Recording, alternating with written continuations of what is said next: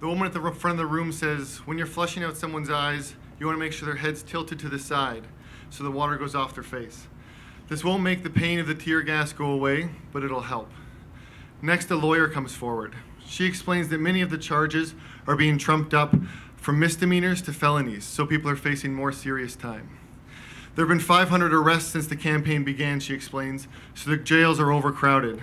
Many people are being put in community centers and makeshift jails, what are being referred to as the dog kennels. North Dakota has taken out $10 million to suppress these protests. Every person they arrest is fined, and every fine goes towards paying off that $10 million. When you're out there tomorrow, remember that they have a financial incentive to arrest you. I'm at a direct action training in Standing Rock, North Dakota last November. Thousands of people have come to Standing Rock from across America and the world to stop the Dakota Access Pipeline, or DAPL. DAPL was originally supposed to go through Bismarck, an all-white town about an hour and a half north of Standing Rock. But after people in town complained, it was rerouted to go through the ancient burial grounds and under Cannonball River, the main drinking supply of the Standing Rock Reservation. Standing Rock feels like a big moment. 300 tribes have come from across America to fight DAPL, including the 7 nations of the Sioux, who haven't come together in over 140 years. The last time they did was to defeat General Custer in the Battle of Little Bighorn. People are here to fight because their ancestors have told them that if the black snake crosses their land, it'll be the end of their way of life. DAPL is that black snake. I'm at the training with Eric, a friend I made when I arrived, who's Navajo from Arizona. I'm proud to have gone to Iraq, he tells me, proud to fight for our country, fight for their freedom. And every day I ask for forgiveness for the things I did while I was over there, he tells me. There have been 25 arrests alone just this week, the organizers explain. They're using tanks, sound cannons, and microwaves to zap your phones. They're using devices on us that people use in other countries for torture. We use those in Iraq, Eric whispers to me during the training. They paint a grim and scary picture of what the next day could look like. Tanks, gas, sound cannons, and arrests seem like a high probability. I write the number of the legal clinic on my arm and my leg in permanent marker in case we're arrested. I go to bed that night, fully clothed, able to see my breath, listening to helicopters overhead, hoping that there won't be an action the next day. I'm too scared, I don't want to go.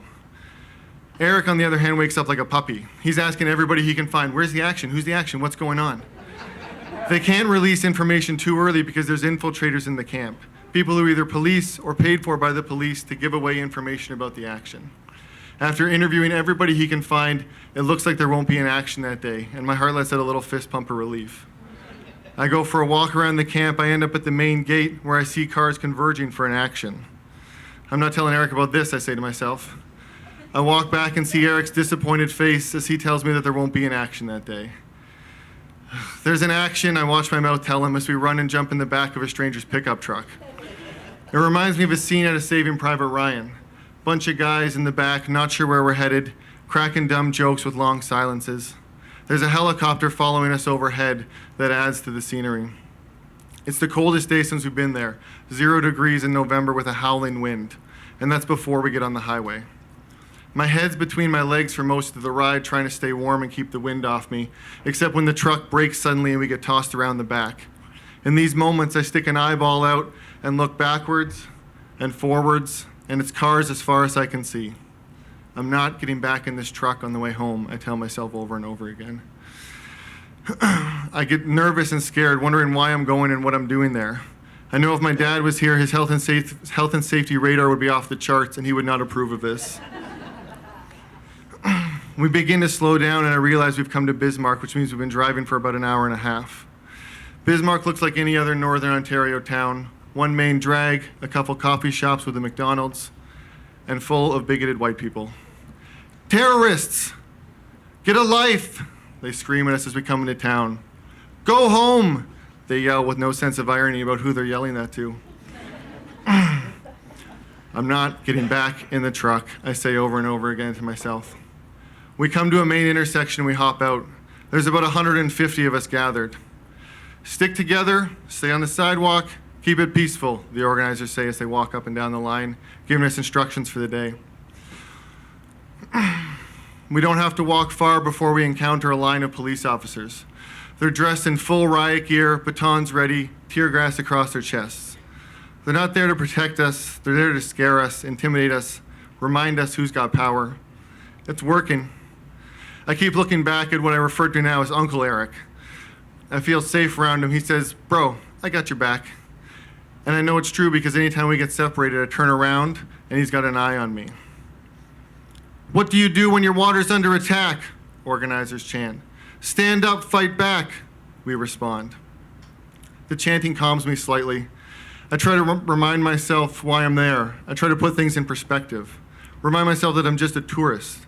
I don't have to deal with the daily onslaught of colonization. I don't have people trying to steal my land. I don't have to deal with the everyday racism that Indigenous people face in America. In Canada, I'm not dealing with a government that's trying to strip away my status card or steal my land to turn into resources. The reminders help, but they don't make the fear go away. "Off the grass, please. Watch the grass, please," one of the organizers says to get people off the grass. Quickly, they're grabbed, hands thrown behind their back, dragged behind police lines across their knees for touching private property. One of the water protectors with us sees this, picks a flower out of a vase, and hands it to the police officer as a peace offering. "That's destruction of property," the officer says, grabs him, throws his hands behind his back, drags him behind the police lines, not seen for the rest of the protest. "Why are you doing this?" people scream at the cops. "It's your water too." No response, stone-faced looking forward. "I fought for our country. I fought for your freedom," Eric says as he walks by every cop, showing them his native veteran t-shirt. "Thank you for your service," they say, barely audible.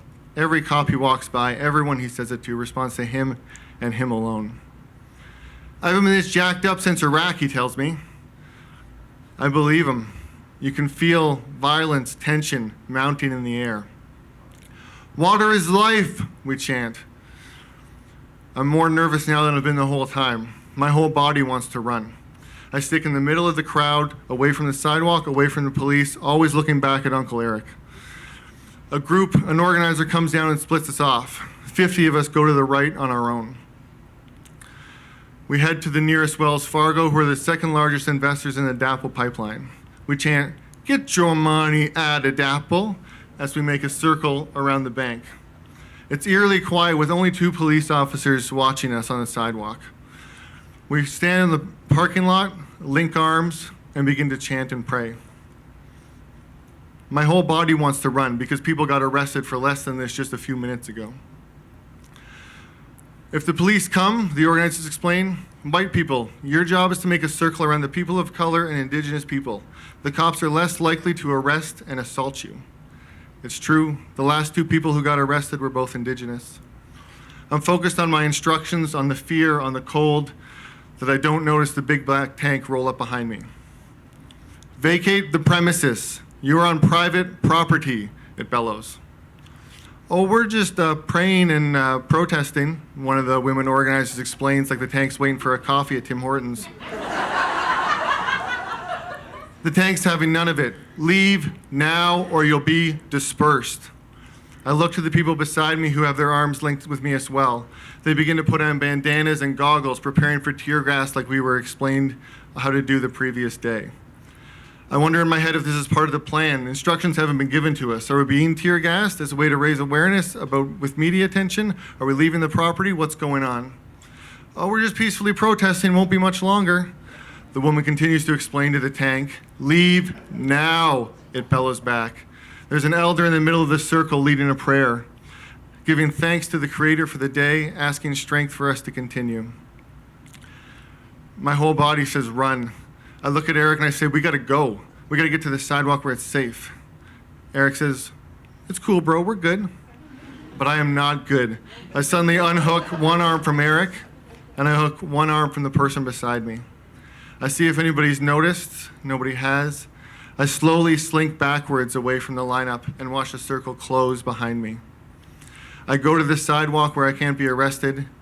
I feel immediate relief for taking control back of the situation and immediate shame for leaving the circle. People say we only get a few chances in our life to see what we do when we're faced with big challenges, big fear, a big black tank behind you screaming leave while you're linked arms with other people who are saying stay. I wasn't proud of who I was in that moment. I had one job, which was to stay linked to people who were looking at me for their safety, and I let go and walked back. 30 seconds later, the rest of the group breaks off and comes towards me.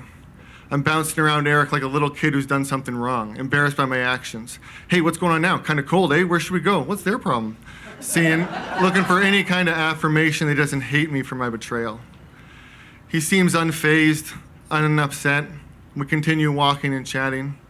We head back to the main meeting point where all the cars converged. Some people get in their cars. I jump in the back of the truck. Thank you.